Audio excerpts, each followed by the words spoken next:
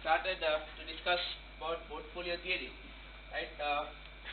Because after we discuss the valuation of financial assets, the next point, because we discussed at the beginning the valuation of financial assets, how to calculate the price of a financial asset, because we discussed compared to real asset, the valuation of financial asset comparatively difficult, because financial assets do not have physical value. So that's why we discussed.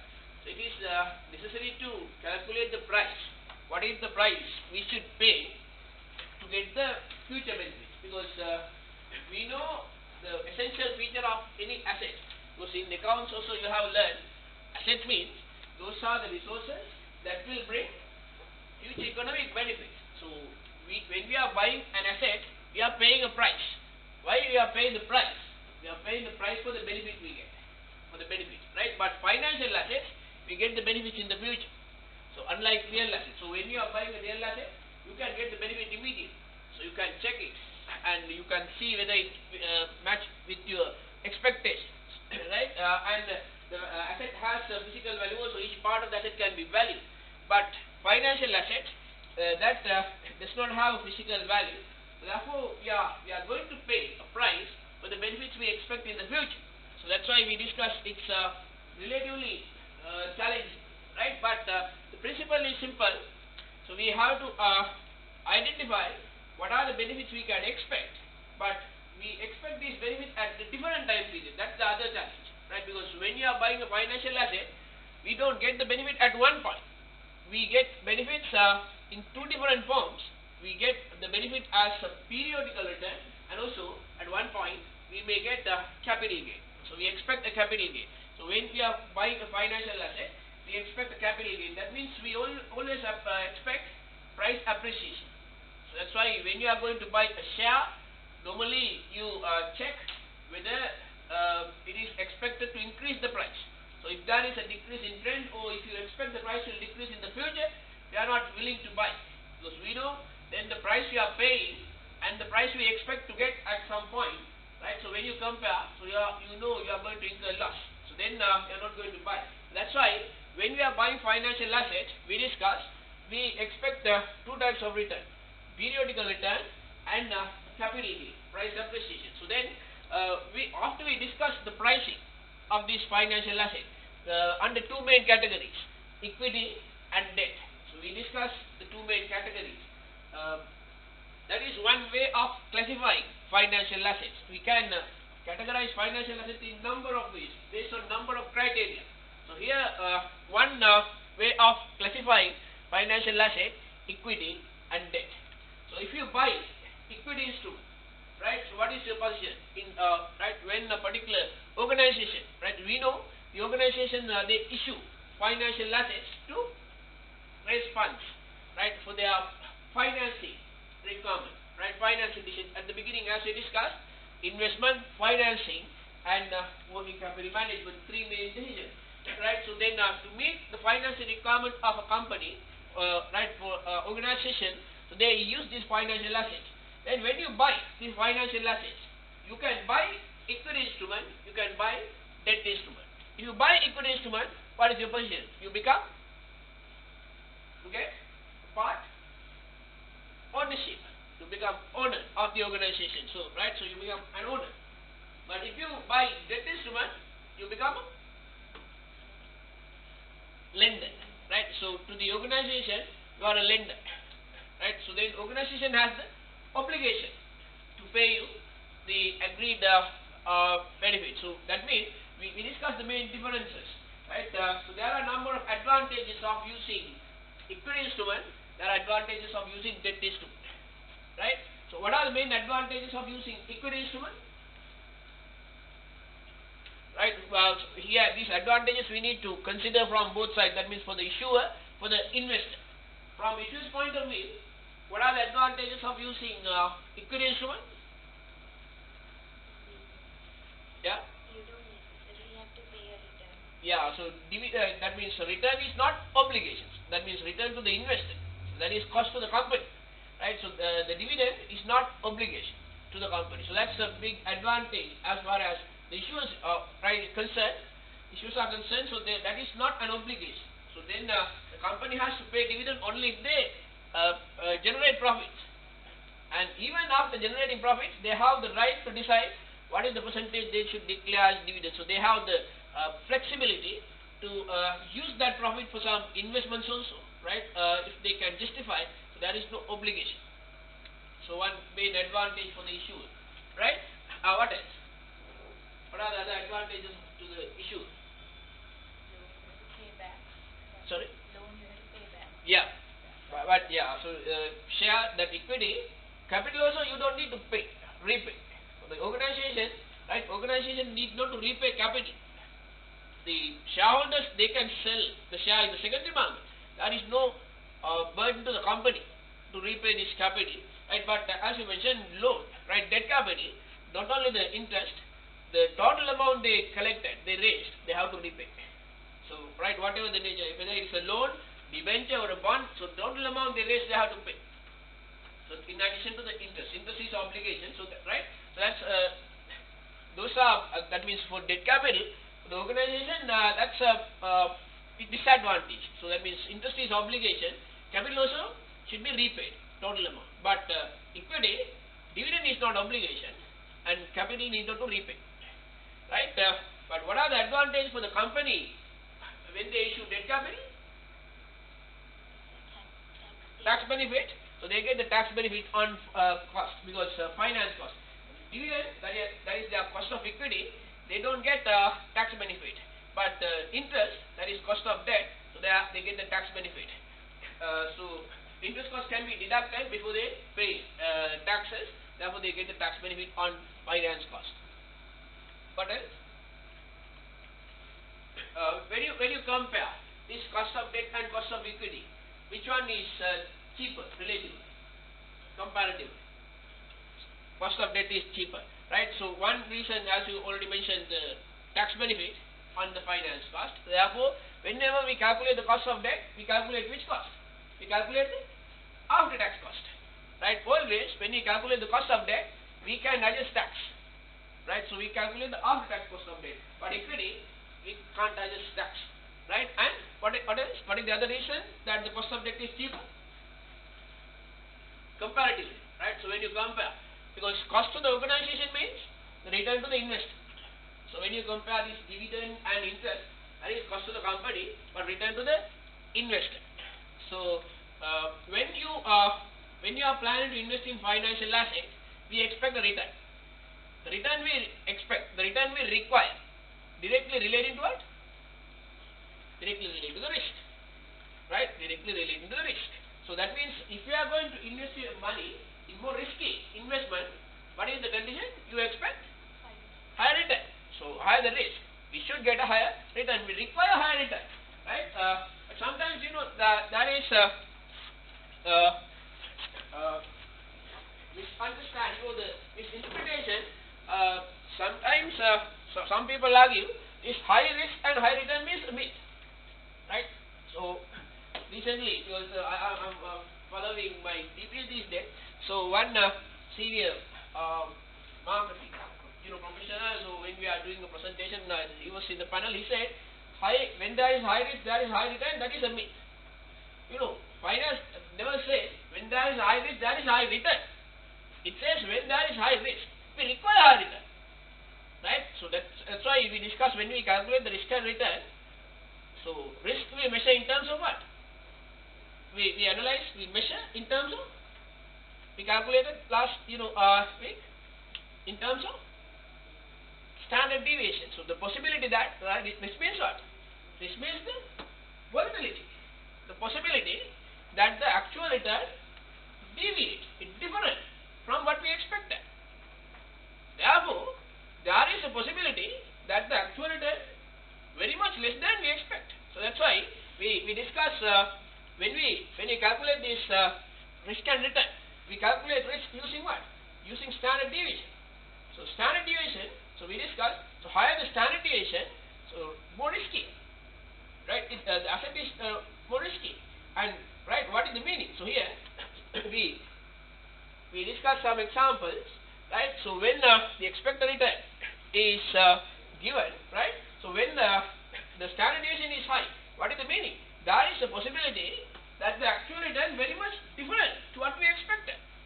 It may be very much less than we expected. Sometimes there is a possibility we get a very high return, right? But that is not guaranteed, right? So that means high risk means high risk means there is a possibility the actual return very much different to what we expected. In fact, when it increases, investors will not worry. Right? That's why usually when we talk about this risk, we call downside risk. So when it deviates to the negative side, right? That is the disadvantage for the investor. That is the risk to the investor. Right? Therefore, so higher the risk, we require higher return. We require higher return. Right? So then, this return to the investor is the cost to the organization. So that's why when you compare the return to equity instrument and return to the debt instrument, which one is more volatile? Which one is more risky from investor's point of view? Investment in equity instrument or debt instrument? Which one is more volatile? Yeah, return to which instrument is more volatile? Equity, right? So that's why usually debt instrument we call fixed income securities. Fixed income securities, right? So that means the interest rate is fixed. The basis of paying the interest is given at the time of issuing the instrument, right? And there is a definite time period, right? So that's why we discuss in bond valuation, there is a term to maturity. Definite time period is there. Interest rate is specified, right? Agreed at the time of issuing the bond. And the basis of paying interest, whether the interest is paid annually, semi-annually, quarterly, the basis is specified, right? Therefore, we know the amount we are going to get, we know the timing we are going to get. So we know the amount and timing. That's why usually debt instruments are known as fixed income securities. Fixed income securities. But equity returns highly volatile. Sometimes you may get high dividend, sometimes low dividend, sometimes no dividend, right? So highly volatile. So that's why due to this high volatility, the investors require high return. So investors require high return means the return, right? So the investor means cost to the organization. That's why, right, as you correctly mentioned, cost of debt is cheaper due to the tax benefit on finance cost and the less volatility of return. Less volatility, right? So due to this, they require relatively lower return, which means for the debt instrument, that means the cost of debt to the organization is relatively cheaper. Right. So that's why we discuss when we value debt instrument and equity instrument, even if the same principle is applicable, we know the valuation of financial asset, whether it is a debt or equity, is based on the same principle. So we need to calculate the present value of the future benefits, but we discussed the valuation of debt instrument is much easier than valuation of equity. The reason equity, we don't know the future benefits in advance. So it's entirely based on, right, that's why we discussed equity valuation is entirely based on estimates. That's why equity valuation is considered as more challenging. The equity valuation is entirely based on estimates. We need to estimate everything. So we discussed the process of valuing equity, but it was not difficult. So the questions we discussed in the class, why the difficult part it has been done. So the estimates were given. So when the estimates are given, the valuation of equity is not difficult, right? But to understand the practical challenges in equity valuation, you get the assignment. So there you estimate everything and you calculate the price of equity. You estimate the price of equity, right? So we'll discuss that also. Right, then we started to discuss about risk and return. So we discussed in addition to the price. So when we analyze financial assets, we need to have a good understanding about what is the return we can expect. The return we can expect, we can estimate in two ways. We can estimate using historical data, or we can estimate using forecasted data. Right? So using historical data, that's very simple. Right? That's very easy. So we have to use some, real data, actual data for the last few years. We need to calculate the average. In mathematics, you call it mean. Right? So that's simple. That's very easy. So we can easily calculate the average return, mean return. And after that, if we use forecasted data, then that takes the form of that probability distribution, right? So what are the possible returns under different probabilities, right? So what are the possible returns under different conditions, and what is the probability of having that condition, and then we can calculate, right? So therefore, the calculation of the expected return of a particular asset, right? So using historical data, so we need to get the actual data of that asset for a certain number of periods, right? And then that should be divided by the number of observations. That's simple, right? So we get the total for certain number of periods and we divide by number of observations. But when we use forecasted data to calculate the expected return of a particular asset, so what we need to do, each possible return should be multiplied by the probability of getting that return, and then we need to get the total. Right? So this is how we calculate the expected return using historical data. We get the actual data of a certain number of period and get the total sum, right? And then we divide by number of observations. And here, each possible return should be multiplied by the probability of getting that return. So there can be any number of possible, right, return. So all the probability, total probability should be 100%, and we need to get the total. So that is how we calculate the expected return using historical data and forecasted data, estimated data. And return is important when we analyze financial assets, but it's not enough. So that's why we discuss just by comparing return, you can't select assets. You can't compare assets, because this return directly related to the risk. Therefore, we need to know about the risk also. Therefore, risk we measure in terms of the standard deviation of the asset. The standard deviation, as the term implies, the possibility that the actual return deviate from the expected return. What we expect and what we get. Right? So, to calculate the standard deviation of the asset, what we need to do, each possible return minus expected return. So this is what we expected, this is what we get, right? And we know sometimes the actual return may be more, sometimes actual return may be less. Therefore, if we calculate this way and get the sum, what happens? The values will be set off. Certain figures will be plus, certain figures will be minus. Therefore, see the total deviation. What we do, we calculate the square value. So we can see the total deviation, right? Then we get the total, and that should be divided by n minus 1. But now we have square value. That is variance. We have variance. Then so what we need is the standard deviation. Therefore, you need to calculate the square root of this. Right? So that is how we calculate the standard deviation of the asset using historical information. And sometimes you may have seen this formula, divide by n minus 1, sometimes divide by n. In mathematics you may have seen both. Right? So what is the difference? Sample and population. So if it is the entire population, we divide by n. If it is sample, we divide by n minus 1. Right? But here in financial assets, we always, there is no population, or we use certain periods, so we have to divide by certain number of sample, therefore n minus 1. And that is with the historical data. And when we use the forecasted data, so how we calculate the standard deviation of the asset, almost the same principle. It is the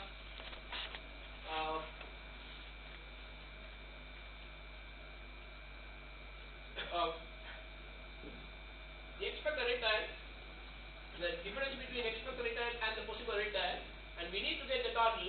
But here we know there are no observations, we use probability. Therefore, that should be multiplied by the relevant probability, and we need to get the total. And then that is the square value. So to calculate the standard deviation, we have to calculate the square root. Right? So that is what we do. Using the historical data and using the forecasted data. Right? But we discussed these formulas is not essential. So when you are doing the calculation here, because you can do this calculation using your financial calculator. Right? So using your financial calculator, you can do these calculations easily. Right? The calculation of expected return and standard deviation using the financial calculator, and we discussed the steps.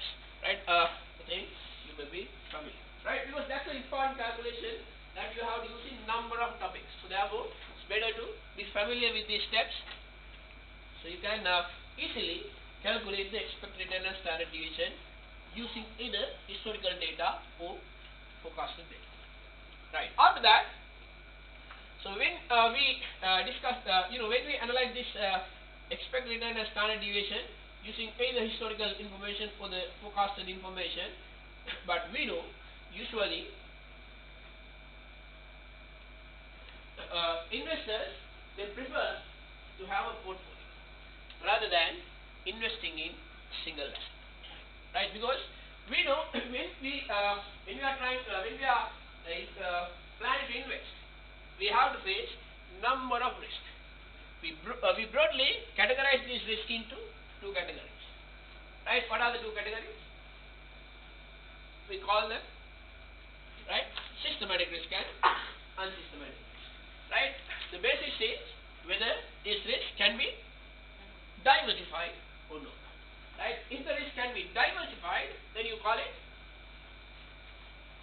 unsystematic risk, right? But if the risk is not possible to diversify, that means that risk is applicable to the entire system. So that's why we call it systematic risk, right? So systematic risk, that's not possible to diversify, but unsystematic risk is possible to diversify. Why? Unsystematic means that is not applicable to the entire system, maybe specific to some companies or some industries, right? That's why by creating a portfolio, what is the risk you can reduce? Unsystematic risk, right? So we can reduce unsystematic risk by creating a portfolio, right? By creating a portfolio, you can get the benefit of diversification, right? Reducing risk means reducing volatility, right? As we discussed, risk is the volatility. That's the possibility that the actual return deviate from expected return. So, but if you have portfolio rather than single asset, if you have invested in a portfolio rather than in single asset, because when the return of one asset is low, you can write high return from the other asset. That's why that's the purpose of creating a portfolio. So in order to get that benefit, we discuss two requirements. Right? We discuss two requirements to get the benefit of diversification. One thing, you need to increase the number of assets. When you increase the number of assets, because two assets will not be perfectly similar, right? Therefore, by increasing the number of assets, you can reduce the risk. That is one thing. But when we increase the asset, rather than randomly increasing assets, there is a requirement. What is that? When you are selecting the assets to create a portfolio, which kind of assets you should select? Assets with similar pattern of return or different patterns of return? Different patterns of return. So that means we need to consider what? The strength of the relationship between assets. We need to consider the strength of the relationship. So in mathematics, how do you measure that? Using what? Strength of the relationship we measure using what? Yeah. We discussed two measures, either covariance or correlation. Right? We have to use either covariance or correlation. Right? What is the better measure? Correlation. Right? What is the problem with covariance? Right? So both covariance and correlation can be used, but as you correctly mentioned, correlation is better measure of the strength of the relationship. We can get a clear understanding about the strength of the relationship. But when you get the value of covariance, we can't get a clear idea. So, right, what is the strength of the relationship? What kind of relationship is there? Only thing we can see whether the relationship is positive or negative. That's all. When you see the covariance, right? Why? We discuss the problem. Covariance is unbounded. Covariance can take any number. Covariance, when you calculate the covariance between two assets, you can get any number from negative infinity to positive infinity. Any answer, any number can be there. Therefore, when you see the covariance value, sometimes you get 50,000, sometimes you get 1 million, sometimes 0.1, sometimes minus 0.1, like that. Right? So, any number can be there. So, therefore, using the covariance, we can't get a clear understanding about the strength of the relationship. That's why we calculate correlation. Right? Correlation is very meaningful. Why? Value will be always between what? +1 and -1.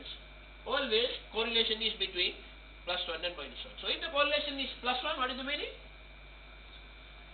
Perfectly similar asset, right? So that's why we call perfect positive correlation, right? And if the value is minus 1, perfect negative correlation, completely different assets, right? Always correlation will be between plus 1 and minus 1, right? So I mentioned how to estimate the correlation between two assets. For example, correlation between asset 1 and 2, we need to use the covariance between assets 1 and 2, and that should be divided by the standard deviation of the asset 1 into the standard deviation of the asset 2. Right? Correlation always will be between plus 1 and minus 1, and to get the benefit of diversification, to get the benefit of creating a portfolio, it is important to select assets with the correlation assets with the correlation closer to plus 1 or minus 1. It's better if the correlation is high or low. Yeah, correlation should be low. If it is closer to minus 1, better. Right? Closer to minus 1, better. If the correlation is closer to plus 1, there is no point of creating a portfolio. Right? That means when you get high return, you get high return from all that. Correlation is plus 1 means what? Very similar. The returns of the two assets change very similar pattern. So when the return of one asset increase, the return of the other asset also increase.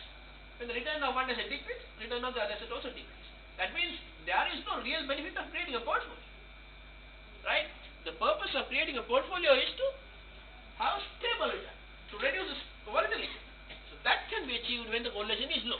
That means when the return of one asset decrease, you get high return from the other asset. Right? So therefore, you can have a stable return. So the volatility can be reduced. So that's why it's better if the correlation is closer to minus 1. Correlation should be low. Right? So that's why we call necessary to select the assets with different features. Right? Otherwise, so if you invest in the companies in the same industry, right, there are certain factors that affect the industry. So industry will perform well during certain period, and certain period the performance will be very low. So if you have invested only in that particular industry, in number of companies, so when the return is high, you get high return from all the companies. But when the return is low, right, so you don't get any return. So that's why the correlation should be less. So that's why it's important to create a portfolio. Right? We discussed the portfolio theory. We discussed, right? So it was developed by, who is that? You know about Harry Markowitz, right? So Harry Markowitz, so he's the person who developed the portfolio theory that we discussed today when he was a university student, right? According to him, we discussed how to analyze this systematic risk and unsystematic risk. And when you increase the number of assets in the portfolio, we discussed the unsystematic risk can be reduced, but systematic risk remains same because that is common to all the companies, all the industries, all the assets, right? Then to analyze this risk and return, so he used analysis which he called as mean variance analysis. Mean variance, mean that is used to indicate the return, variance that is risk. So risk and return. So he analyzed, so which he called as mean variance analysis. And we did some calculation relating to this, right? So when we create a portfolio of two assets, right? When we create two asset portfolio, when we calculate the expected return and standard deviation of single asset, that way we can estimate the expected return and standard deviation of a portfolio easily, right? So when you need to calculate the expected return of a portfolio, right? So what we need to do, the expected return of individual asset, right? There can be number of assets in the portfolio. The expected return of each asset should be multiplied by the weight of that asset. What is the percentage of the capital invested in that asset, right? So which means weight of each asset should be multiplied by the expected return of that asset. What is the weight of asset type? what is the expected return of asset I, and this way all the assets should be multiplied by the respective weight, and we need to get the total. Simple principle, right? So when there is a portfolio with two assets, how do you expand this equation when there are two assets? Let's say A and B. What is the weight of, okay, let's say asset 1 and 2. What is the weight of asset 1? What is the expected return of asset 1? Plus, what is the weight of asset 2? What is the expected return of asset 2? That's right. So we can easily calculate the expected return of a portfolio. Right? So expected return of a portfolio is the weighted average expected return of the individual asset. Right? Weighted average expected return of the individual asset. But risk of the portfolio, we discussed, risk of the portfolio is not only the weighted average standard. In addition to the weighted average standard deviation, another factor is affecting to the risk of the portfolio. What is that? Correlation, the strength of the relationship, right? Strength of the relationship, which can be incorporated using either covariance or correlation. So risk of a portfolio, standard deviation of the portfolio, right? So what we need to do when there is a portfolio with two assets, weight of the first asset into the standard deviation of the first asset, and we know we need to get the squared value to see the total deviation. Then weight of the second asset into the standard deviation of the second asset, we need to get the squared value. Then, so this is the weighted average standard deviation, but in addition to this, we need to incorporate the strength of the relationship, the effect of the strength of the relationship. For that, we need to use another term, weight of the first asset and weight of the second asset, then the covariance between asset 1 and 2. So this is the variance, and we need to calculate the square root of this. This is when you write the formula with the covariance, but you can write the same thing using correlation. So if correlation equal covariance divided by the standard deviation of the two assets, then, so if you write this third term, we can write using correlation. So how do you write this using correlation? Correlation equal covariance divided by the standard deviation of the two assets. That means covariance equal, so we need only simple mathematics, cross multiplication, right? So correlation into the standard deviation of the first asset into the standard deviation of the second asset. So this third term we can write this way. Third term we can write 2 weight of the first asset, weight of the second asset, correlation between asset 1 and 2, the standard deviation of the first asset and standard deviation of the second. The third term we can write that way, right? So when we write the formula using correlation, so this is with covariance and this is with correlation. So mean variance analysis. So this Hari Markowitz has done. When we change the weights of two assets, when we change the weights of two assets, what will happen to this? Expected return and standard deviation.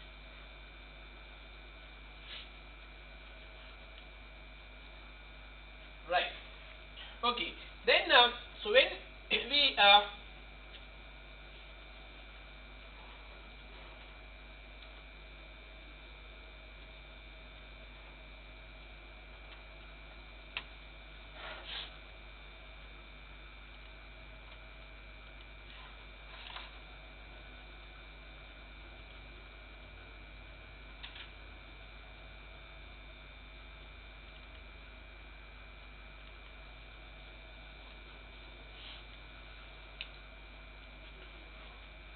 right. When we use a simple example, I think, so we use one example last day and calculate the risk and return under different correlation values, right? So when the correlation is different, we discuss what happened to the risk, right? So we calculate that when the correlation is different, what happened to the risk of the portfolio, right? So when we use two asset portfolio and when we calculate the risk and return under different ways, right? Under different ways,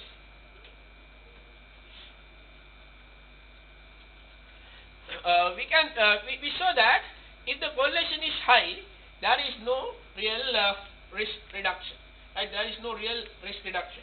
So we have used I think the same, yeah, 40,000, 60,000. So yeah, this